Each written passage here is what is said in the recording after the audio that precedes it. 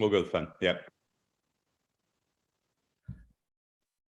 Okay, welcome to the DomaSearch Leadership Podcast. My name is Matt Grady, and DomaSearch is a leading search business in executive search of C-suite leaders across biotech, pharma, and medical device technology in Europe. And we run the DomaSearch Leadership Podcast as a great way to interact with industry leaders on topics of innovation, leadership, culture, change, recruitment, and all things industry related. And I'm absolutely delighted to be joined today by Jonathan Wogel, who is the CEO. Hi, Jonathan. The CEO and executive chair of two businesses. We've got the CEO of NorthWest EHealth and the executive chair of Zentraxa, who Zentraxa, a startup biotech. And we've got NorthWest EHealth, who are an innovative leader in clinical trial design. And I'm sure you'll evolve a little bit further there to tell me the full details, but really, really delighted to have you here, Jonathan. And for the benefit of the audience, Jonathan has over 35 years industry experience across pharma, device, biotech, M&E, JV licensing, and scale up. So I'm sure we're going to have plenty to talk about. Welcome to the podcast, Jonathan. Thanks for having me, Matt. Good to be here. Yeah, and welcome back from your holiday. We were just having a brief chat about the nice sunny climes of overseas. That's really, really nice to get some autumn, winter sun.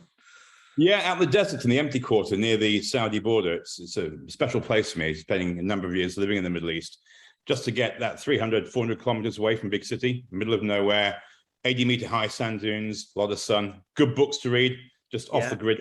10 days. I heard all about them. Yeah, I've got them in my wish list. And I spent some time 15 years ago in the UAE. So went out to Dubai and moved up to Ras Al Khaimah, which is one of the Northern Emirates, which felt a little bit more like old UAE as well. And you were an expat for many, many years, by the sounds of it as well. I had a lot of years expat, so 26 years plus overseas, maybe nearly 27. But 6 of those years plus nearly 7 years in the UAE, in Dubai. So Ras Al Khaimah, it's very old school, very much like traditional UAE. Dubai speaks for itself. It is a unique environment.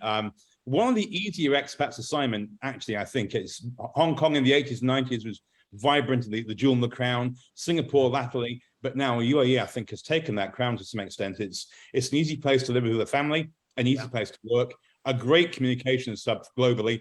And really innovative infrastructure and business mindset there. Exciting country. I found it a really easy hub. And I was in a very different industry 15 years ago in the golf industry, and it was very new. And RAC was certainly very different. RAC, as we call it, it was very different to Dubai. But in terms of settling in, it was kind of just like moving down the road as well.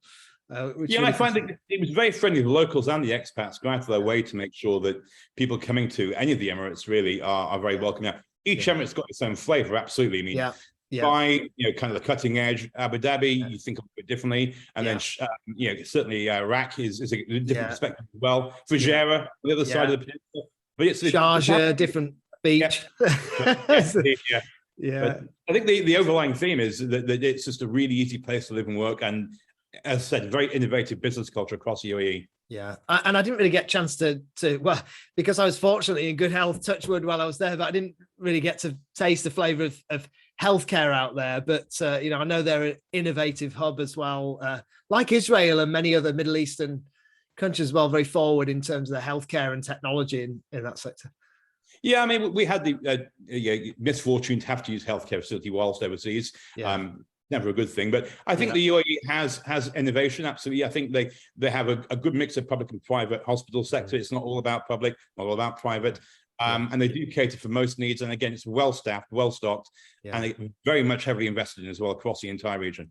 Yeah, and I noticed actually probably so it must be 2 and a bit years ago when the first lockdown started to happen, and I was in transition between 2 companies as well, almost.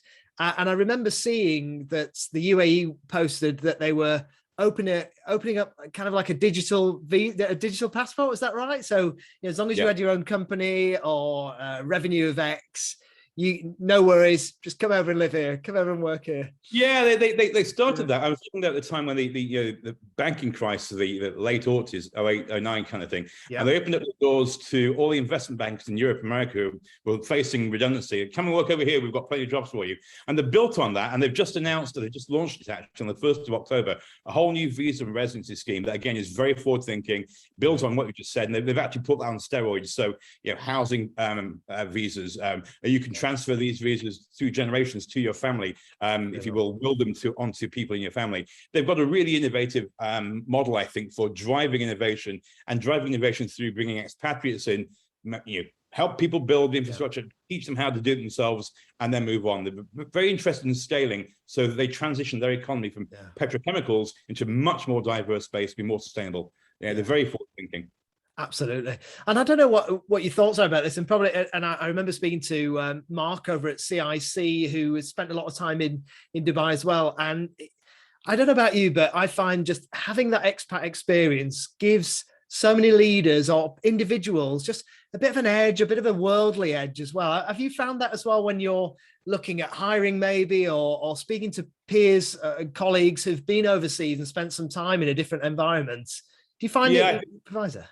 Sorry, yeah, I think that's an absolute certainty. When you're working in an environment overseas, you first of all got a different culture, maybe a different language to deal with, and certainly different approaches to business. And I think there's no better melting pot than working in the Middle East. Certainly based out of Dubai with a remit, dozens of countries in my remit and dozens of different nationalities and languages to deal with. In the office in Dubai, I think we had 16 different nationalities represented in the base office, let alone spread across the entire region we work through. And so understanding how to find that single point of empathy, it's so important when you're in a debate or a conversation with an employee or with a colleague. Everyone's got things going on in their lives. Everyone's got different pressures and stresses. And if you start any conversation finding that single point of empathy, that lodestone to latch onto, many things are possible. It's so easy to look at the world through your own perspective and think of things in one way. But when you have those different lived experiences, different voices around the table, the art of possible becomes real. And it's exciting, it's really challenging, but the rewards, if you put the time in, if you listen and you learn, rewards are just absolutely palpable. Yeah, absolutely. And I don't know about where you originate from, but I know we're sharing similar air in Cheshire at the moment, and we just relocated here about a year ago as well. And I found it very easy to relocate and move around, having shipped everything out on a plane.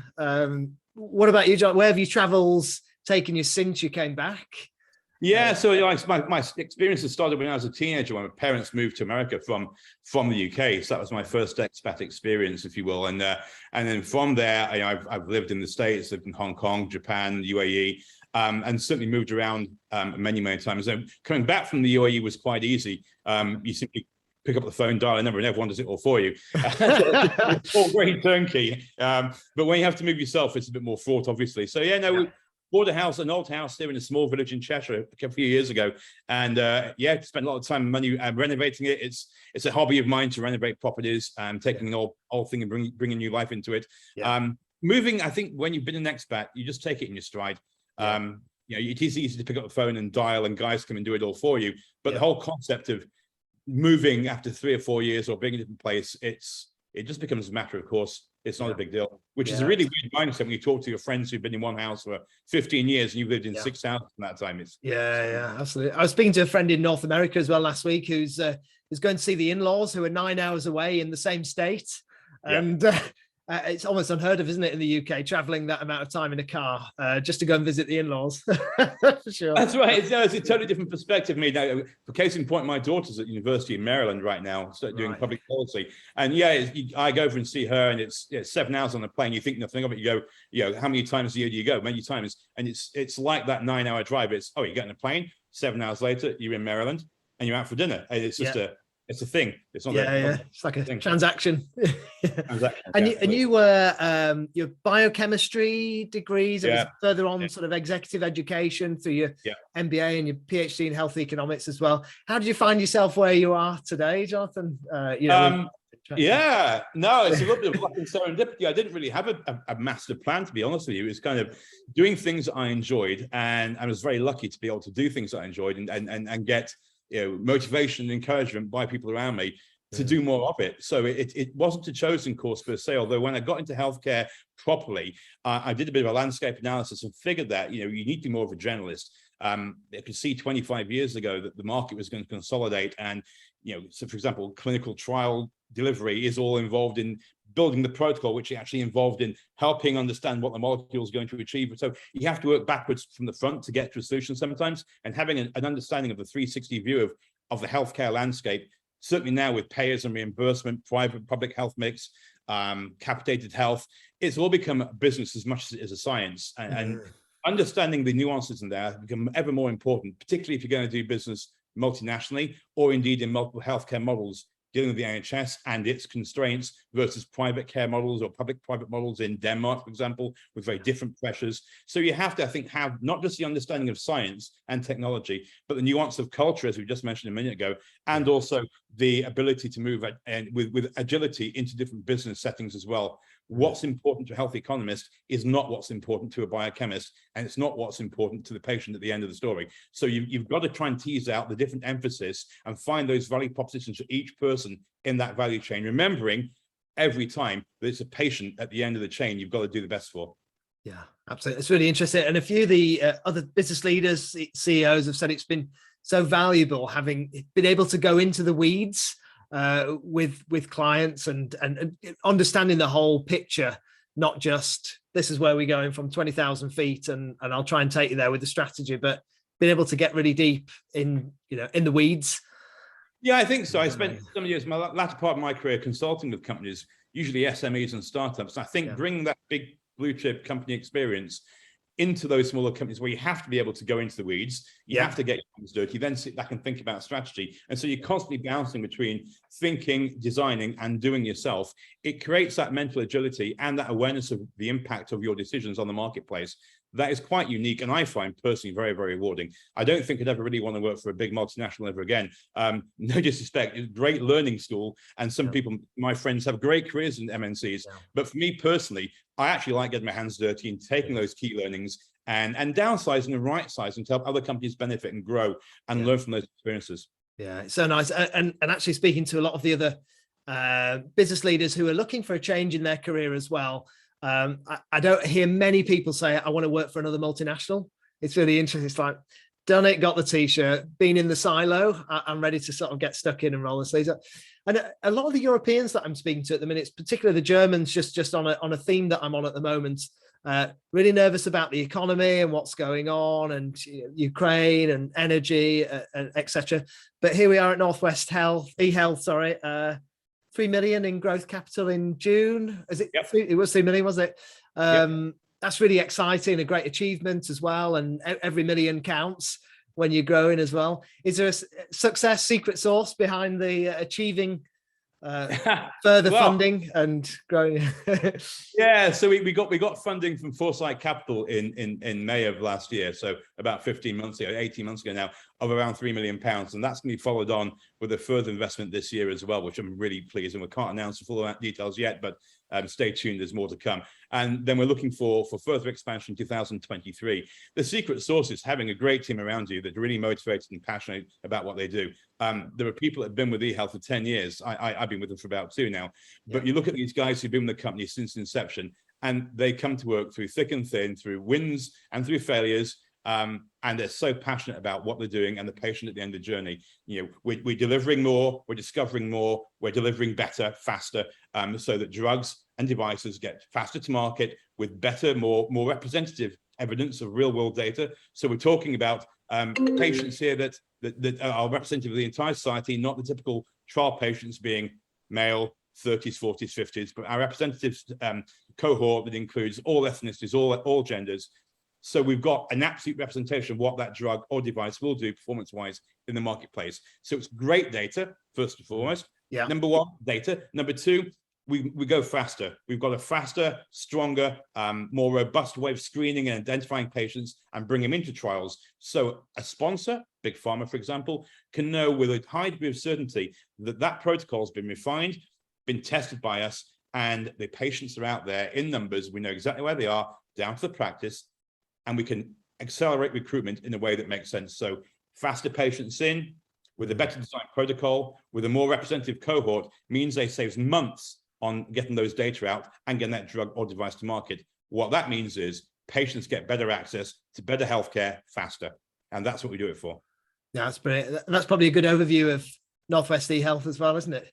Absolutely. And and anybody that goes on the website, which I'll make sure that I put out with the link here in the show notes, some great big logos on that website as well, and who you're working with and who you're helping, which is really exciting as well. And Pat, would you be able to give us a bit of an overview of Zentraxa, where you're the executive chair as well? And I see a lot of synergies in what you've done and where they're going. That's really exciting. Yeah, so also another great success story. This is a deep tech biomaterials company. So it's much like NorthWest EHealth, which is spin out of Manchester. Zentraxa is spin out of Bristol University, so another university spin out.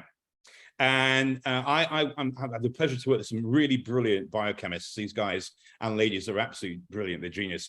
And what they have is a bespoke platform to create peptide sequences inside of E. coli. So we grow E. coli in vats, and inside the E. coli, they produce basically sticky stuff based on muscle foot protein, muscles that stick to rocks.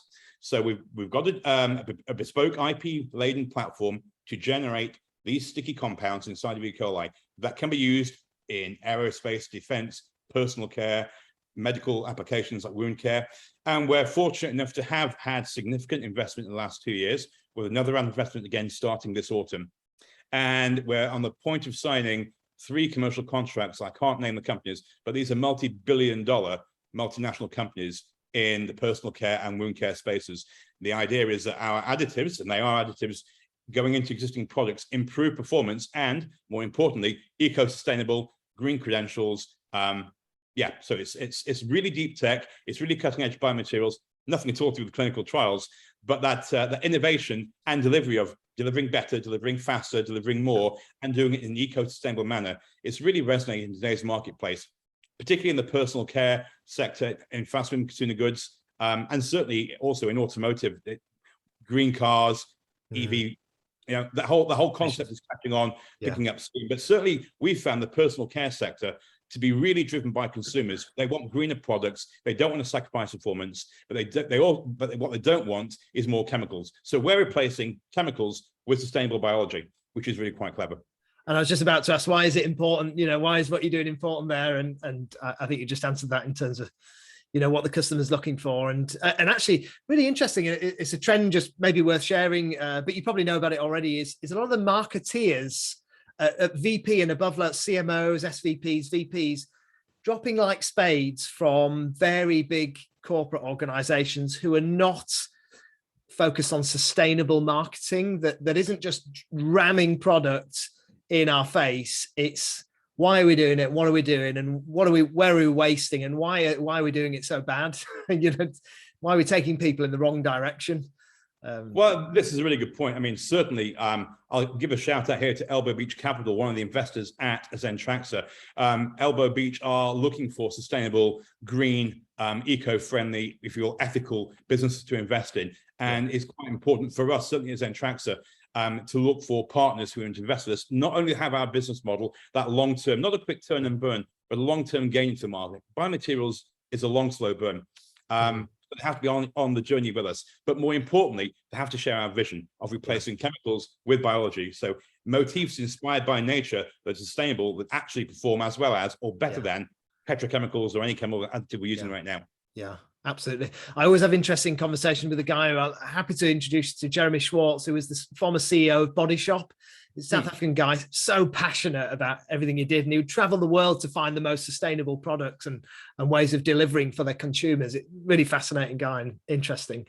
So where does that leave you now? What's kind of exciting? Because it sounds like you're right on the cutting edge of innovation in those two companies as well.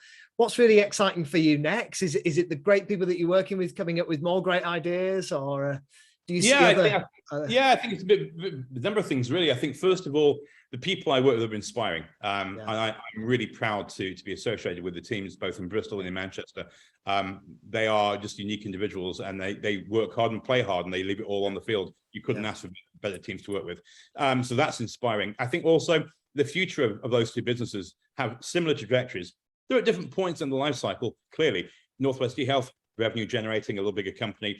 Zentraxa, pre-revenue, still deep tech, but moving very quickly to that commercial point of inflection. But what's next for both those companies? Well, Zentraxa, with its commercial contract opportunities, the sky's the limit.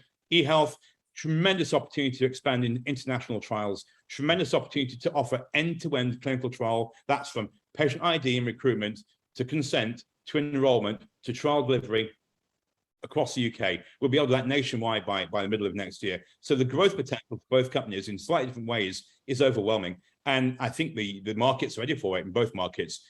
Consumers want greener products, personal care and wound care products that are greener, work better, and don't cost much more. Yeah. Certainly in clinical trials, sponsors want better, more representative data. They want to move faster. They want to invest those tens of millions of dollars in a trial with a high degree of certainty, and we can bring that at EHealth. So it's changing the game in both of those markets that really excites me, delivering change. And again, in smaller companies, you pull a lever from the CEO's office, you see the result just next door. It happens, at the speed of sound. And that's what you want to be involved in. That's what excites me and inspires me in the business. That's really exciting. And we spoke a bit about earlier before we jumped on the podcast as well about evolving leadership, hybrid working models, impact on home working and mental health, but also something you said as well, really the re-engagement of water cooler moments, which I thought was really cool and really important as well. And as a home working guy as well, I do get a lot out of those touch points and those visitors to the office as well, and sort of re-energize and realign you with the business.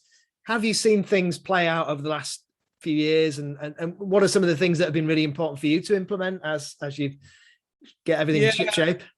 It's difficult. I mean, the values and culture you see in a large company can always be applied to smaller ones. Maybe not the full fat version, but the core concepts always apply.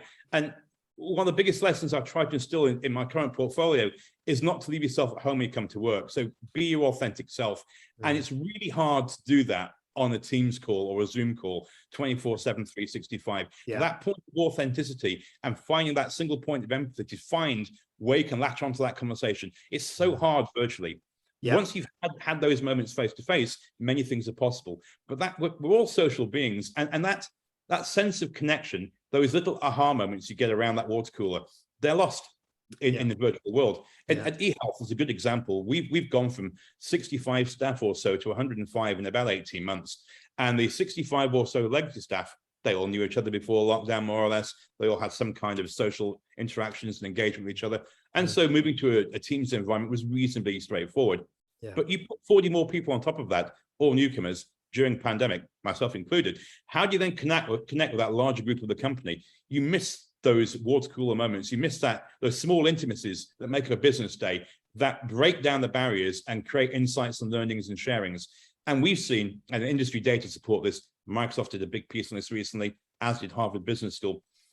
We see at NorthWest EHealth in the last 18 months, a doubling in the rate of absenteeism, a 5x increase in mental health issues. And it's generally targeting on people that are more remote than others. We have a very hybrid model. We're bringing a new model back into the workplace as of November 1st with a minimum number of days in the office a year. So we're looking at about 25 to 30 days minimum in the office every year, more if you want, and really encouraging team moments, not presenteeism, but team moments where you can get value-added interactions where a tech team comes in with a commercial team, or the R&D team comes in with a clinical development team, and they can work together and have these little intimacies that make the big things happen. When you sit around a table and you share a cup of tea or a pot of coffee and you've got a whiteboard and you're having a chat, the best ideas can happen sparked off in that room.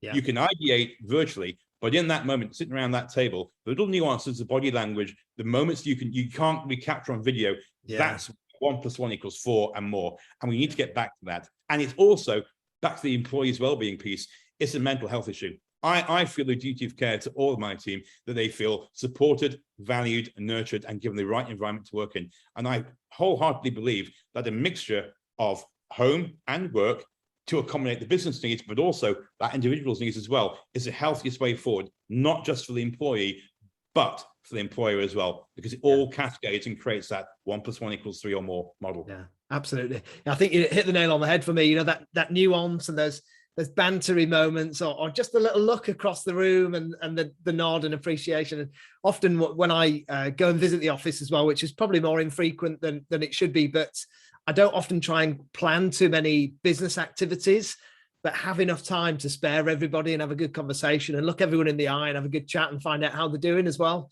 And I think it works both ways. So that's really, really, really interesting to learn as well. So there's lots of great. Oh, sorry. Sorry, I think business has really changed. I can remember days, 15 years ago, where I would literally go to Sao Paulo for a day and a half on business. You'd fly all the way there and back and spend 30 hours in a plane and an airport to have 5 hours in an office.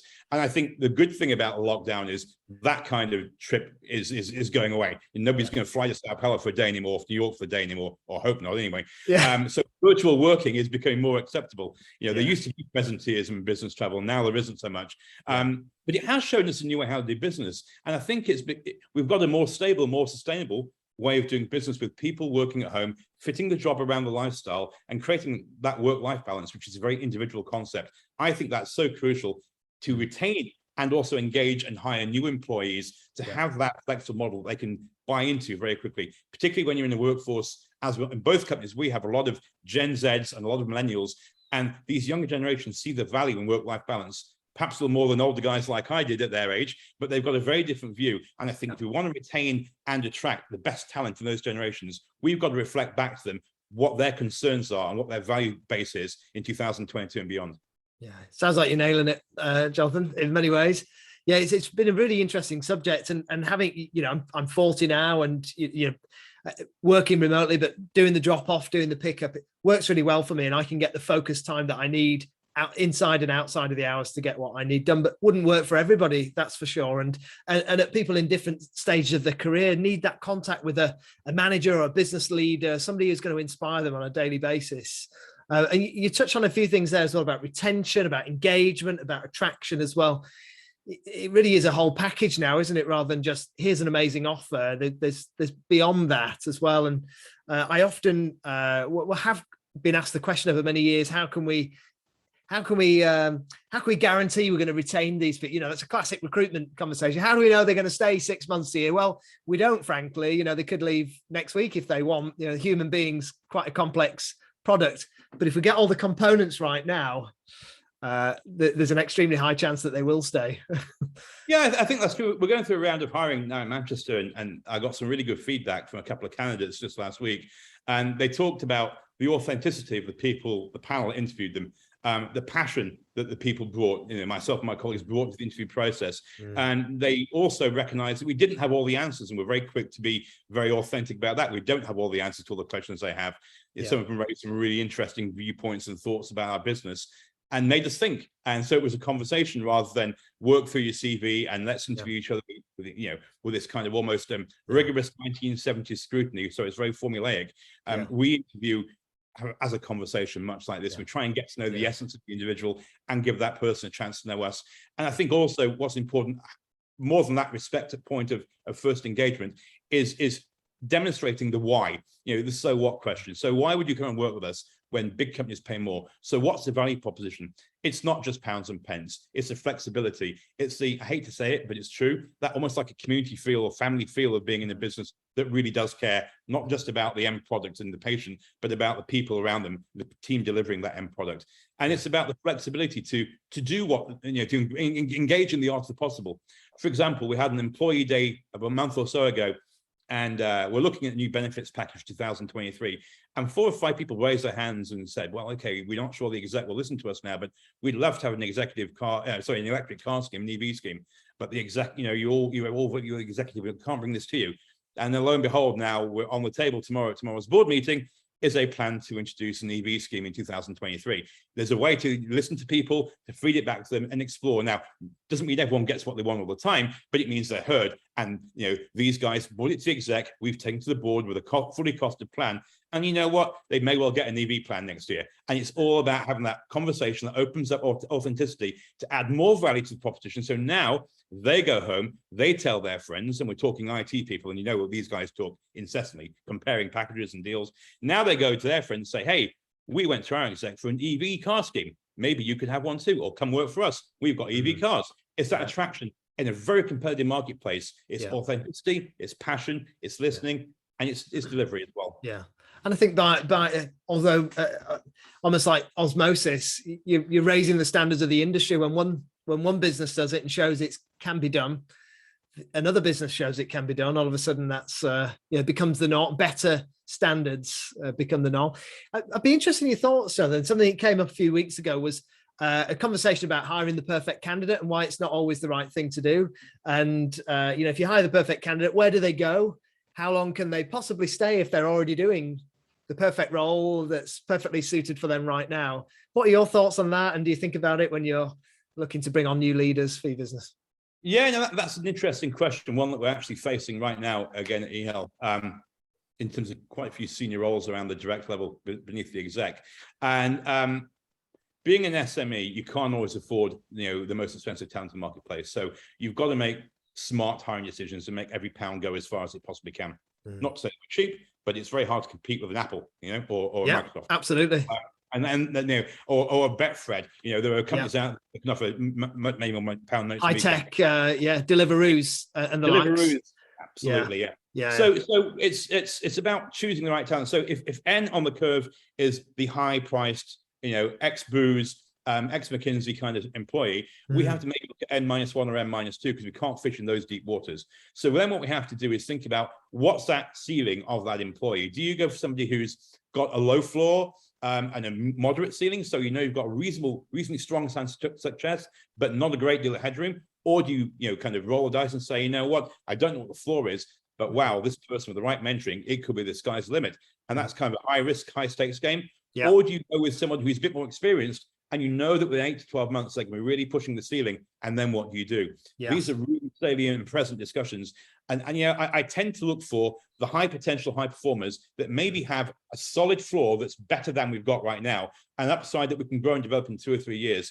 That probably plays to my desire to mentor and coach. And I'm very lucky to have 3 or 4 people around me that also find mentoring and coaching as a vocation rather than just a chore. So we've got the mental capacity and the ability to bring people along so we can make that choice.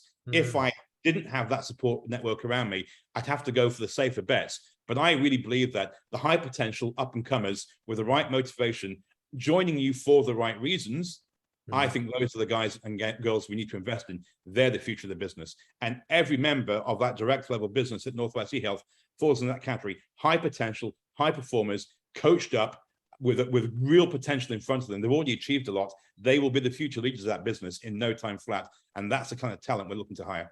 Yeah, it's a really exciting proposition as well. And have your team started to disperse geographically as well? Do you have overseas locations? No, that's on the cards. So we've been talking about earlier on today, actually, what we do in 2023 and 24. So for eHealth, we really want to expand into North America. We have some partnerships there, which are very nascent, very young in their tenure right now. But we're looking to do transatlantic trials, hopefully in 2023.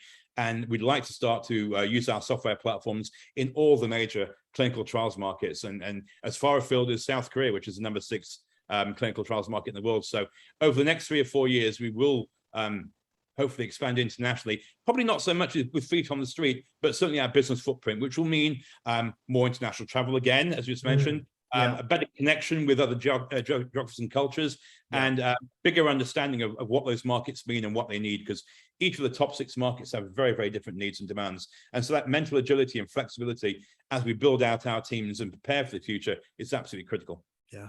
And I imagine over the years, you've collected a great network of peers as well in the industry. Do you ever see, because I sometimes find a bit of a real mixed bag, some CEOs and business leaders like yourself really seem to embrace and enjoy collaboration, open conversation with other business leaders. I find some very limited in their thinking as well. How's it been for you in terms of growing that network? And do you think that's an important part of a skill set that a CEO needs as well, is to be able to have an open conversation with potentially a competitor or somebody in a adjacent industry? Yeah, I'm a natural introvert that learned to be an extrovert over the years. So if I was left to my own device at the age of 20, I'd be sitting in the corner quietly reading the book. But I've learned over the years that you have to be outward facing, and you have to build that network. And there's tremendous value in having sounding boards across industries, adjacent or indeed quite different ones. And I'm very lucky to have a number of people over the years I can call friends that I've known for 15, 20 years, and some shorter time than that, but have a strong connection with, that I can reach out to, and we have a constant conversation over a period of months or years around pressing issues. Or it's good to just pick up the phone to somebody in another part of the world that I worked with 20 years ago or even 10 years ago and say, hey, what do you think about hybrid working? Or, hey, we've got problems recruiting for these kind of roles. What's it feel like to you and what strategies do you employ? And certainly in the investment community, when we're looking to raise money or thinking about investment theses, talk to my colleagues in the PE market that I've worked with over the years and just getting their views on new approaches and new angles to the game. So I think if you're going to stay ahead of the game, whatever your role in the company, whatever company you're in, whatever industry you're in, every day needs to be a school day. And you need to be talking all the time, have your head on the swivel, talk all the time, stay focused on what you want to get out of the business, absolutely. Stay focused on the 3 or 4 drivers of your business, absolutely. But always be looking around and always finding innovation, be it in your network or outside of it, because you can't innovate and ideate everything yourself. You need those sounding boards. Yeah. You need people, friends, absolutely. It makes me think about the Napoleon Hill, the mastermind, creating the mastermind and having that knowledge base around it. And then looking down a couple of layers as well in your career and thinking about others that might be listening to this who are aspiring to grow into that CEO role as well. Is there any advice that you'd give as well as we're going into very different kind of economy or climate, whatever the right word is right now, or advice when they're pursuing the advancement of their own career? Yeah, I think kind of the number one piece of advice I would give people would be to be passionate about what you do. Don't do something that you compromise too much to get to or to be into, because you won't enjoy it. And if you're going to build a career, and mine's been quite disparate, kind of a patchwork built of different opportunities, but with a focus and a direction inside it. If you have that kind of sense of travel and direction, and you're passionate about it, bolt things on, look for new skill sets, look for new opportunities, and don't be afraid to try. You don't have all the answers, so acknowledge that and empower people around you to give you advice. Empower yourself to listen to that advice and seek it. Find opportunities to be a coach or a mentor, or be coached or mentored yourself. Bring yourself to work every day. Be who you really are. You don't need to put a stern face on and think, well, that's my business face.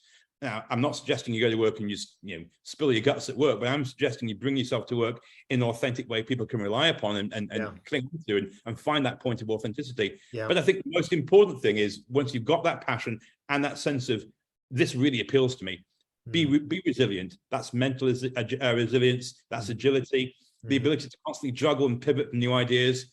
That's essential. You won't get where you want to go unless you gain more skills, be they soft or hard skills. You won't get those without looking around you and finding opportunities and taking a few chances, calculated chances, thoughtful chances. That requires resilience and agility. But whatever you do, be passionate about it, because we're a long time at work every day, and if you don't enjoy it, you shouldn't be doing it. Yeah, I was flicking. I was on the school run earlier on today. I was listening to some old Alan Watts. I don't know if you've ever listened to any Alan Watts. And he was talking about Zen Buddhism, and he said there's a famous quote: "If you're going to act, or something about if you are acting, act." As if to say, if you're going to do it, flipping do it. Well, that's right. Yeah, I played a bit American football in my time in the States, and I remember there's an expression there. When you get playing in a big game or whatever, the coaches always say to you, "Act like you've been there before." So you own the moment, be in the moment, don't let the moment overwhelm you, and just embrace it. And that's what it really means. Just embrace the opportunity. Amazing. Well, I told you to go quick, and and if it's all right on that powerful quote there that you can trademark, we'll sign off this podcast. Jonathan, it's been an absolute pleasure having you here. I'm really, really delighted. I'm really glad we finally got to do this, and I'm looking forward to further conversations. Thank you so much. Thank you so much for having me. Thank you. Speak to you soon. Cheers. Take care.